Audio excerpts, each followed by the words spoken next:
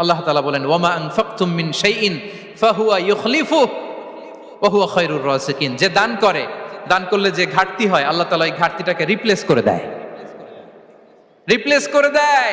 বিষ্ণু ইসা ইসলাম বলেছেন মা নাকাসা মালু আবদিন মিন সাদাকা। চ্যারিটি করলে, দান করলে আল্লাহ তার সম্পদ কখনো কমায় না। প্রতিদিন সকালবেলা দুজন ফেরেশতা নেমে বলতে থাকে আল্লাহুম্মা আ'তি মুনফিকান খালাফা, আল্লাহুম্মা আ'তি মুমসিকান চালাফা। ফেরেশতা দুজন বলে আল্লাহ, যে দান করলো, দানের কারণে যে ঘাটতিটা হলো এটা তুমি মেক আপ করে দাও, এটা তোমার পক্ষ থেকে বারাকা দিয়ে রিপ্লেস করে দাও। আর যে ধরে রাখলো, কৃপণতা করলো, ওর সম্পদকে আল্লাহ তুমি ধ্বংস করে দাও। ওয়াল ইয়াযু বিল্লাহ। আমরা যেন দান করি।